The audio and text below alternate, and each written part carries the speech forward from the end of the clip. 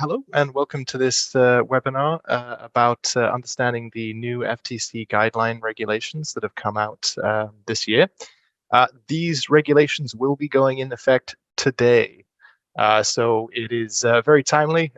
We definitely have some stuff to talk about today, and I just wanted to give you some insights into what those regulation changes mean for MSPs, who they affect, and what we can do as MSPs to prepare our clients for these changes. So that they stay secure, they don't incur the wrath of the FTC, and we make sure that they have seamless service going forward. Okay, so what started the change in these FTC guidelines? Well, a new act came into effect in the United States called the Gramm-Leach-Bliley Act, and this requires financial institutions, that provide, anything from loans to loyalty cards, to explain their information sharing practices and to ensure that all the financial data of all the individuals that they interact with is stored safely, and that data is not leaked out. When do these guidelines come into effect? Well, it's today. So if you haven't already reached out to any of your clients in the financial sector, today is probably a good day to start. We estimate it takes about 30 days to 3 months to implement a good set of compliance protocols and to meet all the 9 new guidelines for the FTC. So if you do have any clients who are coming in, prospects who are coming in who operate within FTC guidelines, very important that we start working on that today and make sure that we're ensuring the safety of their data. So what are the data requirements that are coming down from the Gramm-Leach-Bliley Act? What we're really looking for here is data that is non-public that's going to be affected by this act, and the kind of data that we're talking about, names, addresses, bank accounts, financial details, geolocation data, personal income, social security, tax information, really, really important non-public data that could cause harm if leaked to the individual. So we now have to make sure that we as an MSP make sure that our FTC guideline compliant clients are staying compliant with the FTC guidelines.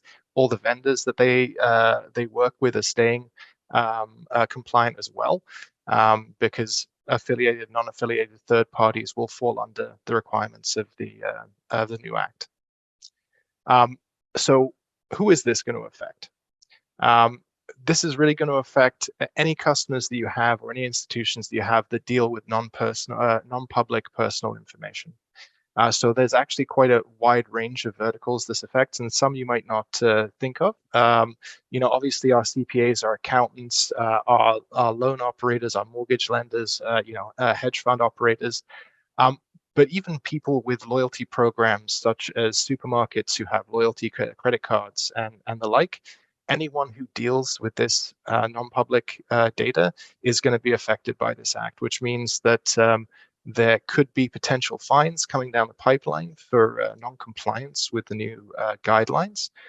So it's very important that we make sure that any of our clients who are currently operating in any of these verticals is contacted as soon as possible to put in place a security plan to meet these new FTC guidelines. And talking about compliance to the guidelines, it's important to consider that there are penalties for not adhering to the new FTC guidelines, and that's done in order to deter people from using any of this information for nefarious purposes. And the idea of the fines is that they would outweigh any financial gain that someone would have from using that data for any malicious purpose. So with that in mind, the new requirements, cost of non-compliance is as follows: up to $100,000 per violation per institution. So that's per piece of data. And if this affected multiple people, that could be millions of dollars right there in fines to the institution. Something that's new is the FTC can now personally go after board members, CEOs, and owners who have made decisions that expose their clients' non-public information. So not just the institution is liable at this point, they can go after individuals. That's a big change. So something we should definitely let our partners know and make sure that they stay secure and stay within the guidelines so that they don't face $10,000 personal fines from the FTC. Again, can be per violation. In more extreme cases, this could result in a temporary loss of business license for the institution whose data was leaked or breached. In most extreme cases, this would be permanent loss of business license and potentially 5-year prison sentence for any of those board members, CEOs, and owners who made the decisions that led to the exposure of that sensitive information. Now, this isn't something new, and it's something that happens all the time. So to give you an idea, just there on the right is a quick graph there just to show you how many FTC judgments there have been against Google, and this was just for 2022. So as you can see there, $170 million so far. That's a lot of data leaks, but of course the FTC is auditing Google and applying those fines. But most organizations can't afford to fork out that much money in fines. I mean, that would be a business ruining amount of money for 99% of businesses in the world. So really important that we stay compliant and that we make sure that anyone who's operating in those verticals or handling any of that non-public information is aware that they could be facing potentially serious fines or jail time for non-compliance with any regulations. So what as we as MSPs, what can we do or what do we need to do to ensure that our clients stay safe? The first thing we're going to do is create an FTC compliant information security program. So this must be appropriate to the size of the company, the complexity of the business, and must make sure that all the sensitive information within that business is safeguarded. Now, the objectives of this program are going to be to ensure the security and confidentiality of all that customer information, to protect against any anticipated threats or hazards to that information, and to protect against unauthorized access to that information that could result in substantial harm or inconvenience to any of our customers. Bear in mind there is an operative word there for inconvenience. It no longer required for harm to be the tipping point. Inconvenience can also be used in the language to apply cost of non-compliance. So there are 9 things that we can be doing to help meet these new guidelines from the FTC. And we're going to do a quick run through of these 9 new requirements and what that looks like for us. So requirement number 1, a little bit of a no-brainer for us, is delegate a qualified individual to handle the security and FTC compliance for the end user. That's us as MSPs. So if your client's got in contact with you and has brought your services on board, that is the first step. Now, the responsibilities of us as an MSP monitoring this compliance will be to detect anomalies, take corrective security action, understand the client's business and where exposures could potentially happen, and communicate all of that risk to the client so they can take steps to safeguard their information. So this is great news for MSPs because now anyone who operates in FTC guidelines requires an MSP to help them manage their compliance. So great opportunity for us to become the trusted advisor in their businesses. And what we have seen from quite a few of our successful partners operating in this space is they're now able to upsell CISO and VCIO services on top of the compliance work that they do in order to keep certain members of the organization abreast of all the changes and threats that are present in their environment. So really great there. That one plays really well for us. Now, the second thing we've got to do is obviously conduct a thorough cybersecurity risk assessment on the affected clients who operate within the guidelines so that we can come up with the appropriate measures to best mitigate the risk to their data. So what should we focus on as MSPs? So application inventories, make sure that we know where our data is stored, who has access to what apps at what time, where. Make sure that we have an audit of our multi-factor authentication. We have to do some pen testing, make sure we're monitoring all their logs. And so, as a quick rundown there, we need to identify, analyze, and evaluate risk. get that app inventory, make sure least privileged access and MFA are applied across the tenant. And we need to find any gaps that they currently have in their security posture so we can fill those gaps and make sure that that information stays safe. Something, obviously, this is an Augmentt webinar, so just to give you guys a little bit of a heads up if you've not come across Augmentt before, Augmentt helps us to get security baselining, real-time threat alerts, MFA configuration reports, helps us apply least privileged access, get that app inventory, and help us to manage our compliance and governance. So if any of you are not yet customers, feel free to ping me, and I'd be happy to book you in for a quick demo and show you how all of that works. So that risk assessment is our critical first step as an MSP to get an idea of what we're working with and what work needs to be done to secure this client. Then following up from that, we're going to do the next sensible next step, which is to design and implement a process that safeguards all of that data. So, we're going to be doing periodic audits, make sure we know where all our data lives. We're going to encrypt anything that needs encryption. We're going to evaluate all the applications we find in their environment. A good example of this would be if you're working with anyone who's in a marketing company, let's say, and you see that they're doing a lot of their IP creation on Canva. Fantastic resource. However, Canva gets breached at least once a year. Might be a good conversation when evaluating that application to say, hey, it might be more secure to move over to Adobe Suite, just because the security is not as consumer grade. And so lots of conversations can be had around that app valuation. But some key ones there. We definitely need multi-factor across the board.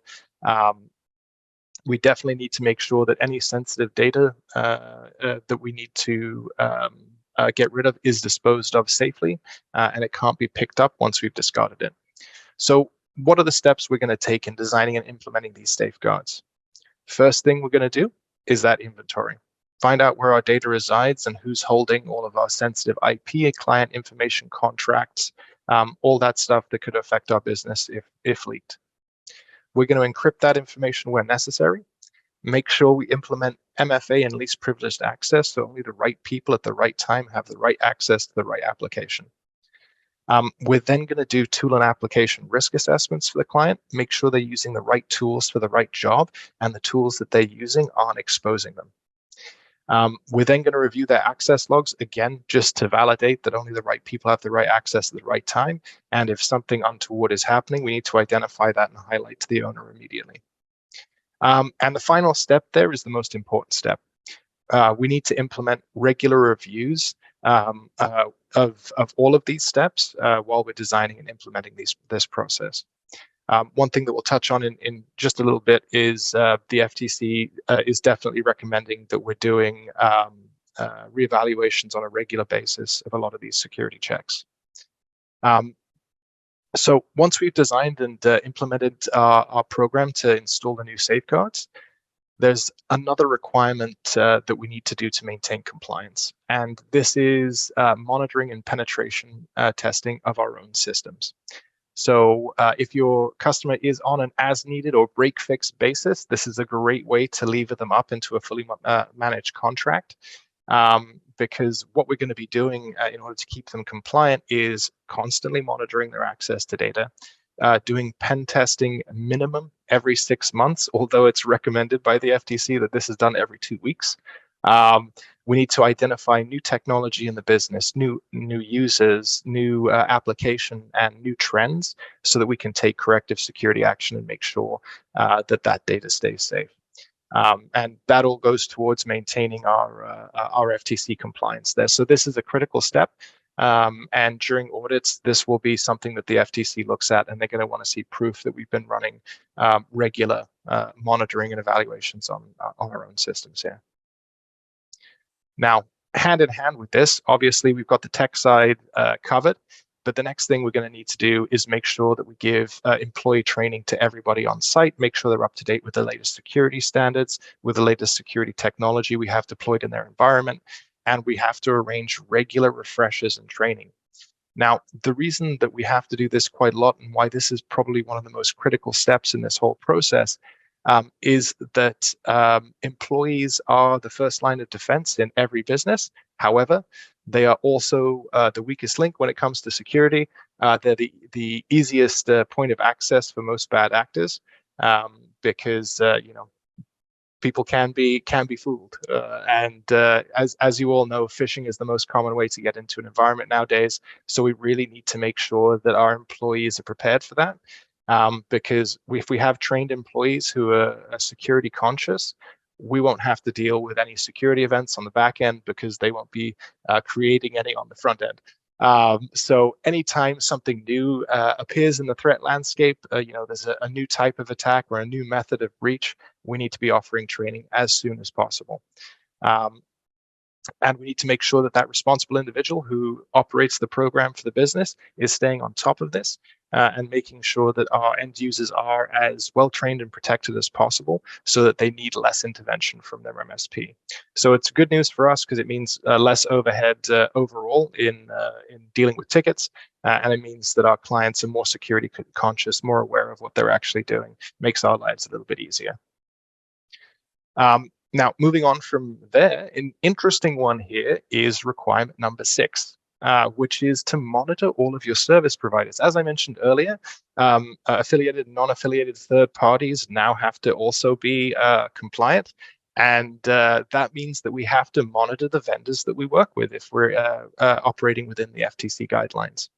So what that means is we have to identify what vendors have access to what financial data. We have to evaluate and put in place policies around the protection of our non-public information with those vendors. And we have to put in place contracts and SLAs with those vendors around maintaining the safeguards and alerting us if a breach is identified or even suspected. Just to let you guys know, obviously, we don't ingest any financial data from your businesses. However, we are SOC 2 Type 2 certified. So you can easily trust Augmentt in your environments if you do work with any FTC compliant customers. So feel free to use us for your cybersecurity risk assessment apps, app audits and MFA audits there. Step 7 is a sort of a very sensible step here, which is to keep your program current. So it's not just good enough to put the program in place. We need to be constantly monitoring and analyzing security events and making sure that awareness training is kept up to date, that we're staying on top of new security threats in the landscape so that we can make sure that that data is as safe as it can be. And MSPs definitely need to adapt very quickly nowadays and educate their partners at the same time to the new risks that are facing their customers' businesses. And I always say this to all of our partners, and it's extra applicable here for these guideline changes. I always say security is a process and not a product. Not my line. I believe I lifted that from somebody else. But we can't think of security as a one and done thing. We can't just sort of, tick FTC compliance done. This is something we're going to have to sit on always. So we're going to have to monitor and evaluate all of those safeguards, adopt new processes when we have to, adopt new technology when we have to, and learn from the security events that we are facing and adapt our processes so we don't end up facing them again. And we have to regularly update our security awareness training, which goes back to step 6 of our 9 requirements here. Now, again, another common sense step here, requirement 8, is to create an incident response plan. This is mandatory. And the plan is basically in place to make sure that we have internal processes to activate the plan, to make sure that we have clear goals as to what happens when a security event occurs, and that everybody who's in the affected team has roles, responsibilities, and decision-making permissions when an emergency does occur. So we need clear communication on an escalation path, both internal and external teams whenever an event happens. We need a resolution path for specific instances, and potential resolution paths for any new security events that might happen that aren't currently planned for.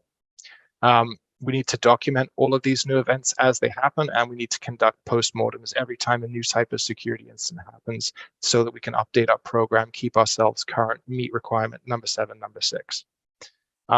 So this is a really key step, and it's worth putting a lot of time and attention into this with your partners. You're going to have to understand their businesses very well to know what the escalation path is and what type of communication we're going to need to be having externally and internally.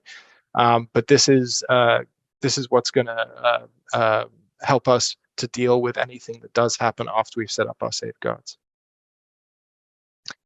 Now, requirement number 9 is again, something that I think that we all do as MSPs, which is to communicate with our partners all the things that we are doing in our security plan and our incident response plan.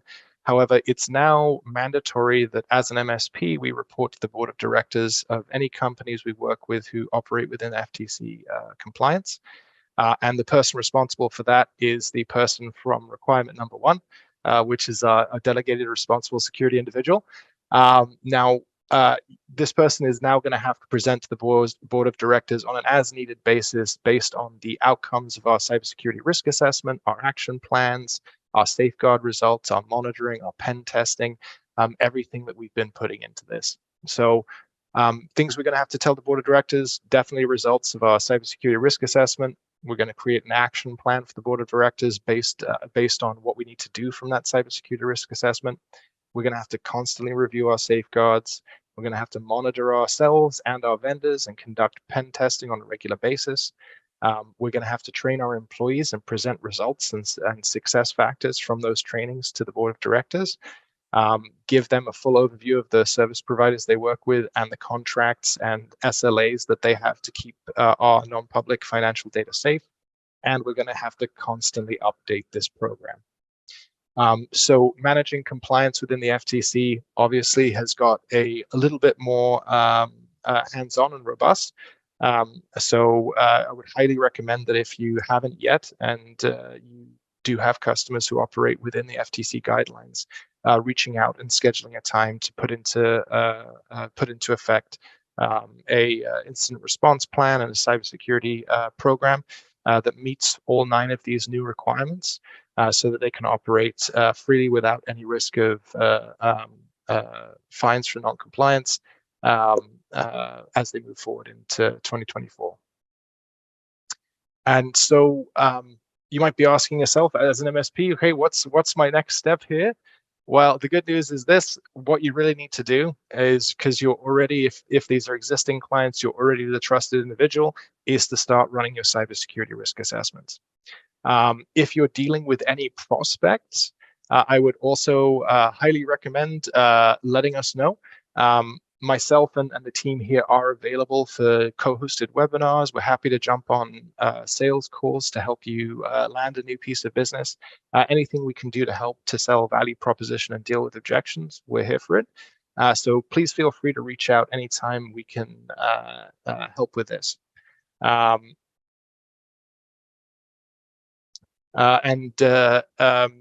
And yeah, so this is sort of the end of the presentation there. So you know, as I said earlier, there's quite a bit of work for us to do there. But the good news is this: the first step is to do something we're very comfortable with, which is to run a cybersecurity risk assessment, present those results to the end user, and then talk them through the 9 new requirements of their FTC compliance.